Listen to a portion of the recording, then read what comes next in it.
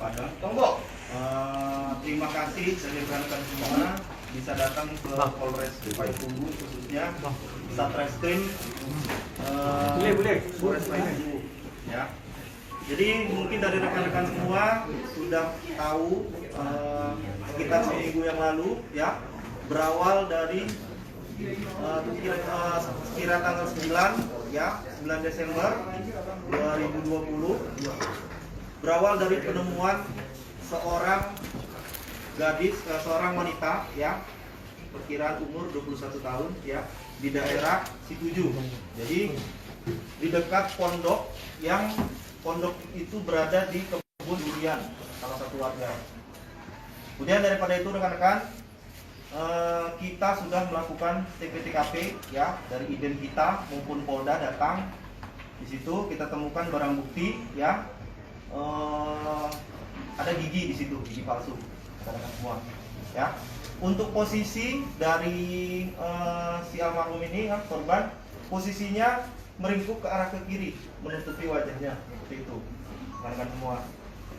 Kemudian dari hasil TP/TKP, ya, kemungkinan besar bahwa si korban ini dihabisi di gubuk tersebut, ya.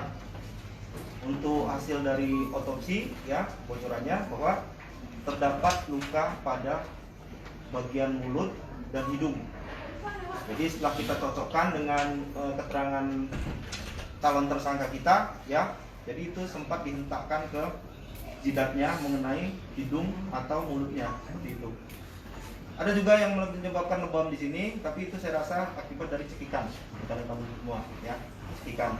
Jadi pada hari Rabu kemarin kita mengamankan salah satu tersangka, satu orang memang, bukan salah satu, ya, satu orang tersangka dengan nama Ali Muspar, ya, kita amankan di daerah Bukit Tinggi kemarin. Saya sendiri yang ikut untuk melakukan penangkapan.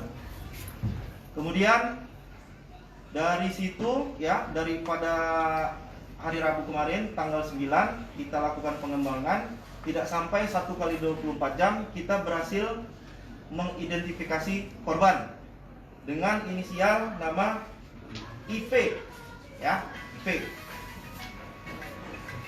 Jadi di situ umurnya 21 tahun, Minang, untuk alamatnya Akabiluru, Kabupaten 50 Kota. Kita lakukan pengembangan, rekan-rekan. Jadi si Indah ini sebenarnya memiliki beberapa pacar. Jadi situ agak kesulitan kita, ya. Cuman yang agak paling khusus, ya, ini yang sudah kita dapatkan, gitu, karena disesuaikan dengan keterangan-keterangan saksi, dikuatkan dengan keterangan-keterangan orang tua, kemudian ayah kandungnya, kakak perempuan kandungnya, bahwa si Alim ini setelah hari itu kan ada jeda, rekan-rekan, dari hari Senin itu. Perkiraan kami, ya, sesuai dengan hasil otopsi, bahwa korban ini lebih dari 24 jam meninggal dunia. Kenapa? Karena pada saat itu mayatnya belum membengkak, rekan-rekan semua, ya. Tapi disesuaikan dengan keterangan tersangka bahwa setelah dilakukan, ya, itu memang langsung meninggal dunia. Jadi gini kronologisnya, rekan-rekan. Ini yang perempuan, mohon maaf, ya, dibuka celananya, kemudian dimasukkan kemaluannya, menolak untuk disetubuhi, mencoba untuk teriak berapa kali, dicekik selama kurang lebih 15 menit lah, kurang lebih, ya, tidak bergerak lagi. Sudah terlanjur konak nih tersangka nih, ya kan, diselesaikan dulu hajatnya. Berarti kemungkinan sudah meninggal dunia. Ini sadis, rekan-rekan semua. Tadi saya bilang, karena kemungkinan sudah meninggal dunia, baru diselesaikan komaknya, seperti itu, ya, disesuaikan dengan hasil otopsi. Saya buka jelas. Disesuaikan dengan hasil otopsi, ada sperma di bagian dalam dan luar, bahkan buburnya pun dibui juga, seperti itu, rekan-rekan semua. Kemudian selanjutnya setengah badan diangkat, dipindahkan sesuai dengan yang kita dapatkan TKP kemarin, menghadap ke kiri, agak ditutupi wajahnya ke semak-semak, seperti itu, rekan-rekan semua. Kemudian kita melakukan pengembangan ini, ya, genap seminggu rekan-rekan semua. Kenapa kita sebenarnya kalau disesuaikan dengan perkara-perkara sebelumnya, pembunuhan hitungan jam rekan-rekan semua ya. Cuman kita ini agak kesulitan, kenapa? Karena memang sulit identifikasikan identitas dari si korban gitu rekan-rekan semua. Mungkin dari sini ada yang mau ditanyakan rekan-rekan sebelumnya? Berarti tidak ada menggunakan barang lain untuk ya. Jadi ketika dicekik, sebelum dicekik ya, itu dia meronta, dihentakkan ke kepalanya, kena jidatnya, giginya terlepas. Nah dari situlah, tapi yang menyebabkan kematian bukan itu sebenarnya rekan-rekan semua, karena dicekik. Sesuai dengan hasil otopsi, ada bintik putih di bagian leher, jadi penyumbatan seperti itu. Kalau penyumbatan di sini mungkin pembengkakan di daerah kepala, ada darahnya seperti itu. Jadi kelihatan memar hasil otopsinya. Ini tuh. Tapi setelah itu mayat ini langsung dibuang di mana? Ya, jadi setelah tidak bernyawa diselesaikan konaknya, kemudian digotong kira-kira 5 meter lah ya, 5 meter, kurang lebih 5 meter. Di situ dibuang ke semak-semak maksudnya, ya kan? Gendongnya seperti biasa, seperti ini. Kemudian ditaruh, dihadapkan ke kiri, kepalanya dimasukkan ke semak-semak seperti itu. Jadi celananya itu setengah selutut dibuka seperti itu. Berarti tidak ditimbun dengan yang lain? Tidak ada. Proses dia sampai ke sana? Sampai mana? Tersangka memang sudah Jadi sebelum ke TKP, ini saya nggak apa-apa kalau ini. nggak apa-apa. Jadi sebelum ke TKP, jadi pukul 19.30 si korban ini dijemput oleh tersangka, ya tersangka. Pengakuan dari korban, mereka ini sebenarnya baru ketemu pertama kali itulah. Dari aku. Facebook. Nah, awal mereka berpacaran kenalnya dari Facebook. Cuman pada saat bertemu kemarin itu mereka baru pertama kali 19.30 dijemput, jedanya itu antara 19.30 sampai dengan 20.30 itu. Diajak jalan-jalan dulu selama sejam tuh. Sempat dia makan di Ngalau, kemudian makan mie ayam. Makan apa? Makan mie. Makan soto. Seperti itu. Kemudian baru dibawa ke TKP. Seperti itu. Itu kurang lebih sekitar dari jam 9 sampai jam 10 lewat selesai dia melakukan kegiatannya. Apa termasuk direncanakan dari awalnya kayak apa?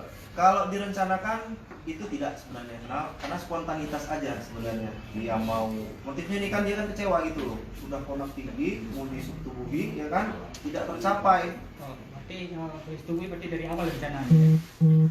Kalau masalah itu ya pasti itu, karena memang ya ini kan mereka lah gitu. Berarti memang tersangka sendiri memang sudah hafal dengan lokasi ya Pak? Sudah hafal dengan lingkungan. Nah ini si tersangka ini punya histori dulu pernah ikut yang punya gubuk ini ya, punya kemenakan namanya si Ade. Biasa dulunya itu nunggu durian jatuh seperti itu. Nah, jadi sudah tahu situasi di situ. Memang kalau mau ada orang motor atau motor di situ, orang masuk memang tidak terlihat. Mungkin di sini rekan-rekan sudah ada ke TKP kemarin ya, tahu gambarannya. Seperti itu. Dari situlah berawal dari situ dia punya keyakinan bahwa ketika dia melakukan kegiatan-kegiatan asusila atau apapun bentuknya, pasti nggak ketahuan di situ. Kenapa? Karena kita pernah periksa saksi, nggak perlu saya sebutkan, pernah dia melakukan asusila di tempat yang sama. Pernah tangkap masyarakat? Enggak pernah. Oh, enggak. Diketahui setelah ini korban meninggal berapa jam setelah kejadian Pak? Setelah pemerkosaan itu? Diketahui ya. Jadi itu ya tadi itu kan saya udah jelaskan.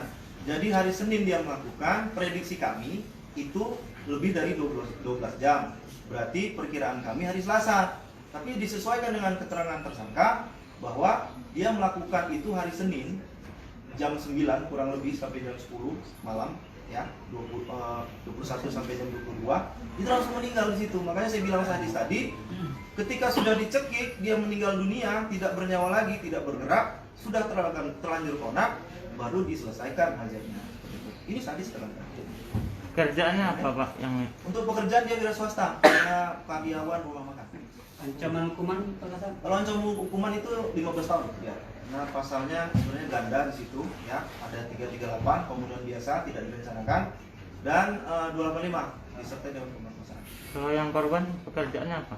Kalau korban ini sebenarnya wira swasta juga, tapi ikut bekerja dengan salah satu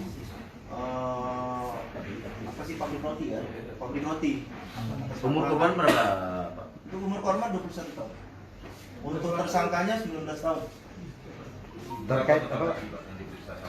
Untuk saksi kurang lebih ada 10 kurang lebih. 10 saksi. Lokasi penangkapan Pak. Tuh lokasi penangkapan di daerah Bangagung nih, di Bukit Tinggi. Tegal Abang Bung Sulai. Terkait pelarian informasi diawali dari mana, Pak? Gimana? Terkait penangkapan bahwasanya si tersangka berada di Bukit Tinggi, informasi dari saksi atau keluarga? Jadi proses penyelidikan itu ya berdasarkan keterangan saksi-saksi dari rekan dia bekerja, ya, kemudian dari teman-temannya, dari si Adi tadi pemilik gubuk, ya kan, dia kemenakan si pemilik gubuk, disesuaikan dengan keterangan orang tuanya. Dengan yang paling mendasar lagi menguatkan adalah keterangan dari Ayu kandungnya, kakak kandungnya, perempuan kandungnya. Dia pernah setelah hari itu jam 11 malam dia sempat minta telepon untuk dijemput. Saya habis membunuh orang. Oke. Sudah jelas di situ. Berarti menyerahkan diri ya, Pak? 3 hari sebelum. Iya, kakak. Menyerah diri berarti jadi, Pak? Hah? Bukan, menyerah diri bukan. Enggak, itu yang rekam. 3 hari setelah itu sebenarnya kami sudah mengendus Alim ini.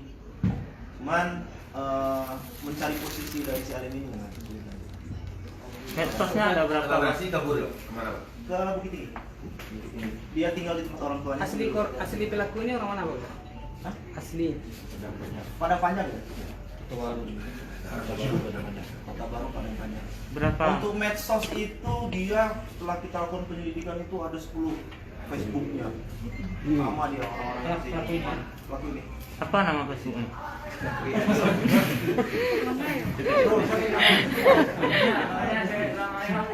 Bahkan cewek-cewek dulu. Apa aja? Perempuan juga ketipu bakal perempuan. Rencana dia setelah kabur Bukit Tinggi ada kabur keluar provinsi dan Kemungkinan. Jadi gini loh.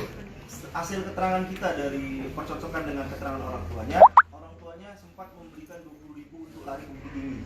Ya. Dari situ dia bekerja sekarang di Bukit Tinggi di rumah makan apa itu namanya? Nasi kapau. Nasi kapau. Dia sudah kita interogasi, gajinya sebulan itu 3 juta. Sempat ini habis 3 minggu lagi dia terima gaji. Saya yakin pasti dia melarikan diri keluar daerah. Pakai motor ini, Pak. Nah, ini motor yang digunakan rekan-rekan semua sekalian. Ini motor perempuan atau Jadi laki-laki? pada saat kejadian dia sempat meminjam kendaraan motor Supra X ini untuk alasan mengantarkan uang ke tempat orang tuanya. Tapi sebenarnya untuk berkencan dengan si korban. Jadi rekan-rekan boleh diambil gambarnya? Sudah, Pak. Yang ini belum? Bentar, Pak.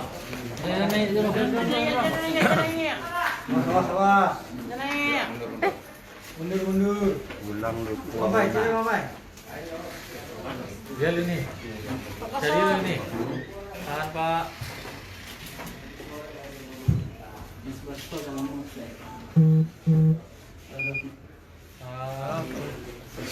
Oke.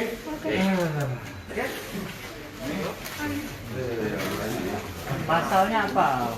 Jadi itu pasal ya 338 pembunuhan biasa ya tidak direncanakan dengan dan 285 pemerkosaan. Itu ancaman hukumannya 15 tahun.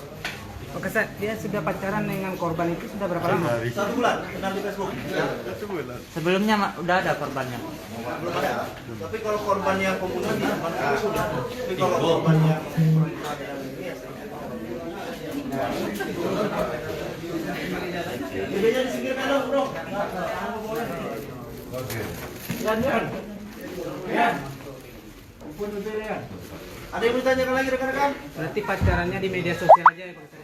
Sebelumnya dia kenal di media sosial. Kemudian dia video call segala macam. Pada hari H dia bawa dia keluar. Jadi kalian dia punya rencana untuk ya bergila lah. Bang, ini pelaku sebelum melakukan pembunuhan kerjanya di Payakumbuh atau di Bukit Tinggi, Bang? Dia di sini juga.